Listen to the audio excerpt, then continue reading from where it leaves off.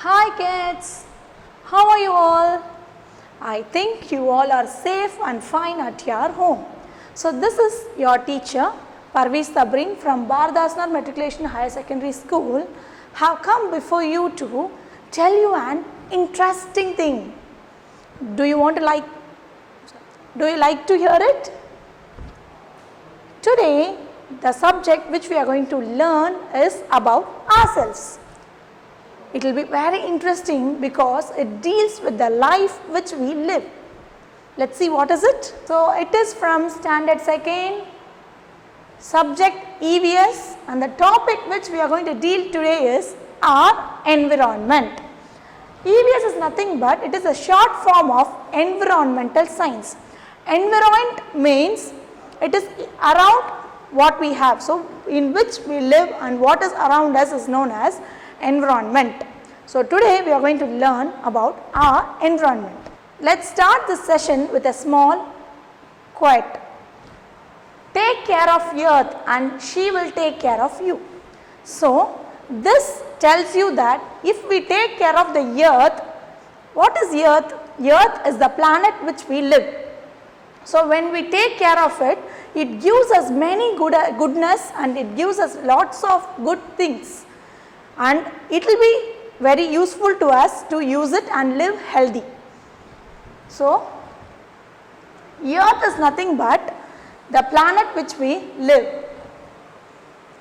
It is a very beautiful place to live. Why? Because the only planet which support life is earth. It is also known as blue planet. Why? Because when you see it from space, it is also known as blue planet. Why? Because when you see it from space, our earth is 3/4 covered with water. So it looks blue to see it from space. Hence it is known as the blue planet. It has many landforms and water bodies like forest, plain, mountain, hill, desert, river and seas. So many landform and water bodies join and form earth. Let's see one by one in detail. So the first thing which we are going to see is, what is it? Can you guess? Ritika, can you guess what is it, dear? Yes, it is a forest. Why? Because there are dens of trees, there are large number of trees and wild animals in it.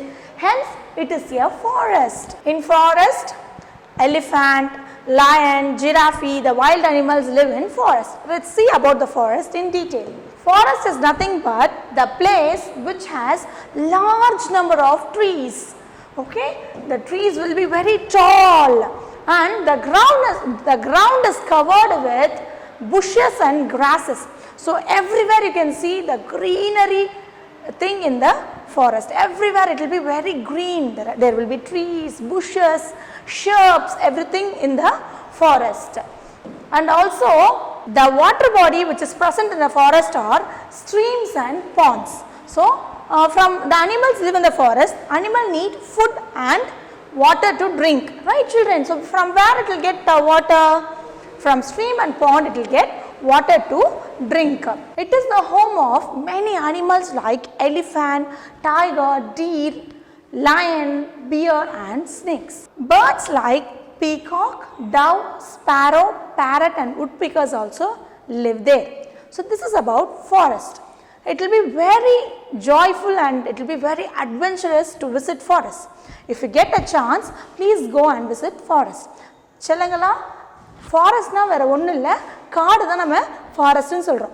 அங்கே எல்லா இடத்துலையுமே வந்து பெரிய பெரிய மரங்கள், கீழே வந்து புல்வெளிகள் எல்லாம் இருக்கும். அடர்ந்து வளர்ந்துருந்து அதுதான் ஃபாரஸ்ட்னு சொல்லுவாங்க. In the world, Amazon is the biggest forest and the maximum amount of oxygen is produced in Amazon. So plants will produce oxygen, right? So we need oxygen to live. So when we grow more plants, we can live very healthy. So grow more plants. Okay children, it is very cool and green. So when the trees are grown very tall, the place will be very cool and it will be very green to see. It will be very nice to see. Next, I told that in forest you will have stream and pond. So this is a picture of a stream. Stream is nothing but it is a narrow river. So it is a small river. Stream na vera onnu illa, chinna river. Okay va? So river is wide, it is spread wide, but when it is a narrow river, it is known as stream.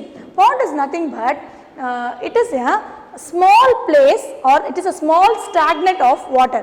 So ஒரு இடத்துல வந்து தண்ணி வந்து stagnate ஆகி நின்று இருந்துச்சுன்னா அதுதான் bond. இப்போ லேக்குன்னு சொல்லுவாங்க. லேக் வந்து பாண்டை விட பெருசாக இருந்தது, அது லேக்.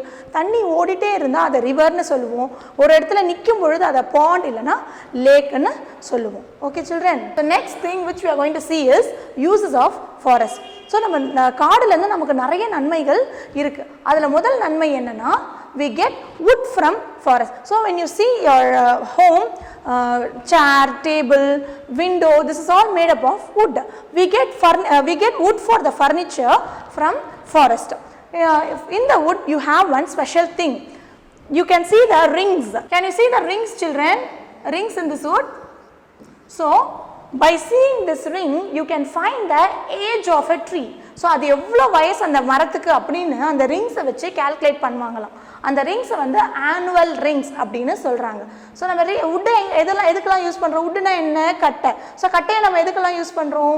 டேபிள், சேர், விண்டோ, இதை டோர், இதெல்லாம் செய்கிறதுக்கு நம்ம வுட்டு யூஸ் பண்ணுறோம். So this is one type of use of the forest. So another use of forest is honey.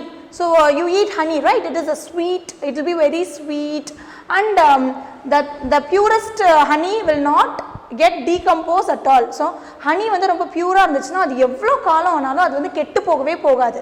So I like that. So honey from where we get honey, children? We get honey from honeycomb. So this is also we get from forest. Next, fruits like apple and many other fruits we get from forest. Okay children, next one is rubber. So in a tree, ஒரு மரத்துல அந்த பட்டையை வந்து சின்னதாக cut பண்ணி விடுவாங்க. அப்போது ஒரு ஒயிட் கலர் மில்க் மாதிரி அங்கே சேமிப்பாங்க. அந்த ஒயிட் கலர் மில்க் வச்சு தான் rubber which you use to erase, right? Now you have very colorful erasers, right? So அந்த ரப்பர், அப்புறம் டயர், அந்த மாதிரியான ரப்பர் திங்ஸ் எல்லாமே இந்த ரப்பரை யூஸ் பண்ணி தான், இந்த மில்க் யூஸ் பண்ணி தான் பண்ணுறாங்க. அதே மாதிரி பேம்பு. ஸோ காடில் வந்து பேம்பு இருக்கும். Bamboo is use to make paper. So நீங்கள் எழுதுகிற பேப்பர் எல்லாமே எதுலேருந்து வருது?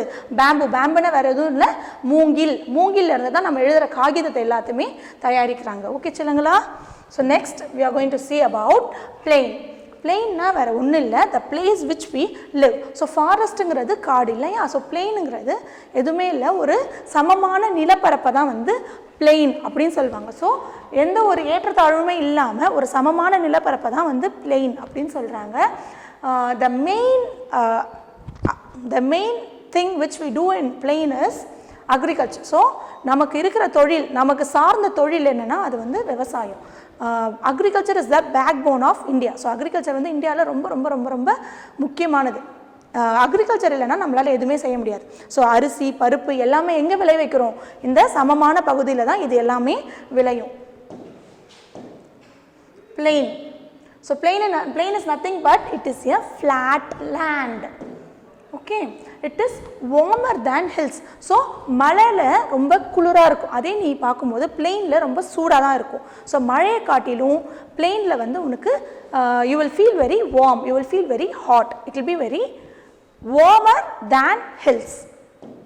Next, plains are important for growing crops. As I told before, நான் இப்போ சொன்ன மாதிரி அரிசி, பருப்பு, காய்கறிகள், கீரை வகைகள் இது எல்லாமே வந்து பிளெயினான ஒரு பகுதியில் தான் நம்மளால் விளைவிக்க முடியும். அதனால் பிளெயினான பகுதியில் இருந்து தான் விவசாயம் செஞ்சு நம்ம சாப்பிட்ற பொருட்கள் எல்லாமே நமக்கு கிடைக்குது. Farm get water from rain, river, lake, pond and well. சரி, விவசாயம் செய்யணும், ஒரு செடி வளரணும்னா என்ன ஆகணும்? நமக்கு தண்ணி தேவை. ஸோ அந்த தண்ணி நமக்கு எங்கேருந்து கிடைக்குது? அது வந்து rain, river, lake, pond and well. So இந்த மாதிரியான சோர்சஸ்லேருந்து தான் நமக்கு தண்ணி கிடைக்குது. In plain we find animals like cow, sheep, bullock and buffaloes. So நம்மளை சுற்றி எந்த மாதிரியான அனிமல்ஸ் இருக்குமா? நம்ம என்ன பார்க்குறோம்? கவ் பார்க்குறோம், ஷீப் பார்க்குறோம். இந்த மாதிரி அனிமல்ஸ் தான் நம்மளை சுற்றி இருக்குது. ஃபாரஸ்ட்டில் என்ன மாதிரி அனிமல்ஸ் இருக்கும்? lion, tiger இருக்கும். So that is known as wild animals and these animals are known as domestic animal. அது காட்டு விலங்குகள், இது வீட்டு விலங்குகள். இது வந்து நமக்கு எந்த ஒரு துன்பமும் செய்யாது. அதனால தான் நம்ம இதை வந்து நம்ம கூட வச்சு அதை வளர்க்குறோம். இதனால் நமக்கு நிறைய பயன்கள் இருக்குது. இப்போ ஷீப் எடுத்துக்கிட்டிங்கன்னா it gives us wool. Same way goat, it gives us milk. Cow also gives us milk. இந்த மாதிரி இதனால் நமக்கு நிறைய ஹெல்ப் இருக்குது. So this is rain. So rain is the main source of water. So தண்ணி நமக்கு முக்கியமாக எங்கேருந்து கிடைக்குதுன்னா அது மழை. ஸோ மழை இல்லைன்னா நம்மளால் தண்ணி நமக்கு கிடைக்கவே கிடைக்காது. மழை வேணும்னா என்ன பண்ணணும்? நிறைய ட்ரீஸை வளர்க்கணும். So when you grow more trees you will get rain. So grow more trees so that you will have plenty of rain which is used to grow the crops. River. So இதுதான் river. நல்லா பெருசாக அடர்ந்து விரிந்து இருக்கும், அதுதான் river. Well and lake. As I have told before, லேக்னா ஒரு இடத்துல தண்ணி ஓடாமல் நின்னா அதுதான் லேக்குன்னு சொல்லுவோம். பெருசாக இருந்தால் அது லேக், சின்னதாக இருந்தால் அது bond. So well is a human mat water source. So well அப்படிங்கிறது நம்ம மண்ணை நோண்டி அங்கே வந்து கிணறுன்னு சொல்லுவாங்க. வெல்னா வேற ஒன்றும் இல்லை, கிணறு. ஸோ இது வந்து these are all naturally made water resources. So இதெல்லாமே வந்து நேச்சுரலாக அமைக்கப்பட்டது. ஆனால் வெல் வந்து நம்ம ஹியூமன் மேட், நம்ம அதை மண்ணை டிக் பண்ணி we will make the well. In olden days they were using a long rope and a bucket. So bucket நிறைய பெரிய ஒரு கயிறு, அதே மாதிரி பக்கெட்டில் வச்சு தண்ணியை வந்து வெல்ல இருந்து எடுத்தாங்க. ஆனால் இப்போ என்ன பண்ணுறாங்கன்னா they use pump. So this is a picture of a pump. So they use pump to suck the water from the well. So இப்போ வெல்ல மட்டும் இல்லை, அண்டர் கிரவுண்ட் வாட்டரையே டைரெக்டாக சக் பண்ணுற மாதிரியான பம்ப்ஸ், ரொம்ப ரொம்ப ஃபாஸ்டான பம்ப்ஸ் எல்லாம் இருக்குது. It is known as centrifugal pump. Hill is nothing but, ஹில்லுன்னா வேறு ஒன்றும் இல்லை. இப்போ பிளெயின்னா வந்து சமமான நிலப்பரப்புன்னு சொன்னேன் இல்லையா, அதுலேருந்து கொஞ்சம் உயர்ந்து இருந்தால் அதுதான் வந்து hill. Okay children, a hill is like a mountain but not so high. So mountains are very high but hills are not so high but little bit higher than a plain. That is known as hill. Hills are generally green and beautiful. So hill வந்து நல்ல பச்சை பசேல்னு இருக்கும், எப்பவுமே வந்து அழகாக பச்சை பசேல்னு இருக்கும். It is also used it is also much cooler than the plains. So நான் என்ன சொன்னேன், plains வந்து ரொம்ப சூடாக இருக்கும், வார்மாக இருக்கும்னு சொன்னேன் இல்லையா. ஹில் வந்து ரொம்ப கூலாகவும் ஜில்லுன்னு இருக்கும். இப்போ ஊட்டி பற்றிலாம் கேள்விப்பட்டிருக்கீங்களா? ஸோ அதெல்லாம் வந்து ஹில் ஸ்டேஷன் தான். இங்கே சென்னையில் ரொம்ப சென்னை அரக்கோணத்துலலாம் ரொம்ப சூடாக வெயில் இருக்கும்பொழுது கூட ஊட்டி கொடைக்கானல் போன்ற மலைப்பகுதிகளெல்லாம் ரொம்ப குளிராக இருக்கும். Okay children, people visit the hill stations especially in summer. So in summer holidays many people visit hill stations like Ooty, Kodaikanal, Nilgiris, and when you see in north you can see Kashmir, Simla. So these are all hill stations. This is known as terrace farming. So நான் என்ன சொன்னேன், நிலப்பரப்பில் தான் வந்து நம்ம வந்து அரிசி, கோதுமை இந்த மாதிரியான விஷயங்கள் வந்து நம்மளால் விளைவிக்க முடியும். ஆனால் இந்த மலைப்பகுதியிலையும் ஃபார்மிங், தட் இஸ் அக்ரிகல்ச்சர் பண்ணுறாங்க. அதை வந்து டெரஸ் ஃபார்மிங் அப்படின்னு சொல்கிறாங்க. So you can see the tea plants grown here. அதை வந்து ஒரு ஸ்டெப் மாதிரி அவங்க வடிவமைச்சு அதில் வந்து நம்ம டீ குடிக்கிறோம் இல்லையா, அதோட பிளான்ட் தான் இங்கே க்ரோ பண்ணுறாங்க. Not only tea, hill station is very famous even for coffee. So tea and coffee beans are grown in hill station. Not only this, spices like pepper, so இந்த மாதிரியான spices கூட மலை பகுதியில் தான் வந்து விளைவிக்கிறாங்க. Okay, you can see the tea plants and coffee beans here. This is Ooty, queen of hill stations. So Ooty is known as the queen of hills stations. So Ooty என்னென்ன சொல்கிறாங்க, queen of hill ஸ்டேஷன்னு சொல்கிறாங்க. நீங்கள் உங்களுக்கு ஒரு chance கிடச்சா ஊட்டிக்கு போயிட்டு வாங்க, ரொம்ப அழகாக இருக்கும். அங்கே பார்க்குற சீனரிஸ் எல்லாமே வந்து ரொம்ப அழகாக இருக்கும். அண்ட் திஸ் இஸ் இதை வந்து மலை ரயில் அப்படின்னு சொல்கிறாங்க. பழங்காலத்தில் பிரிட்டிஷ் இருக்கும் பொழுது 1908 அந்த இயரில் தான் இந்த ட்ரெயினை இன்ட்ரடியூஸ் பண்ணியிருக்காங்க. It is between Ooty and Mettupalayam. It is running for 40 kilometres. So 40 கிலோமீட்டர்ஸ்க்கு ஊட்டிக்கும் மேட்டுப்பாளையத்துக்கும் ட்ராவல் பண்ணுறதுக்காக வச்சுருக்காங்க. ஆல் ஓவர் த வேர்ல்டில் இருக்கிற எல்லா இடத்துலையுமே வந்து இந்த ட்ரெயினை வந்து தே ஹவ் கேன்சல்ட். அது வந்து அவங்க யூஸ் பண்ணுறதில்ல. But in India we are preserving the olden memories. So அந்த ஓல்டன் மெமரிஸை வந்து நம்ம ப்ரிசர்வ் பண்ணுங்கிறதுக்காகவே our government is taking steps to preserve this train. இந்த ட்ரெயினில் ட்ராவல் பண்ணுறது வந்து it will be very beautiful. மலை மேலே போகும். ஸோ நீங்கள் கீழே அந்த சீனரிஸ்லாம் பார்க்குறதுக்கு ரொம்பவே அழகாக இருக்கும். If you get a chance, surely you go and ride in the train. Okay children, okay. Queen of hill station பார்த்துட்டோம். பிரின்ஸ் ஆஃப் ஹில் ஸ்டேஷன் என்னம்மா தெரியுமா உங்களுக்கு? So Princess of Hill Station. Kodaikanal is known as the Princess of Hill Station. Okay children, so Ooty Kodaikanal, it is near only. Kodaikanal is known as the Princess of Hill Station. Okay children, you know our national animal is tiger. Fine. Do you know our state animal?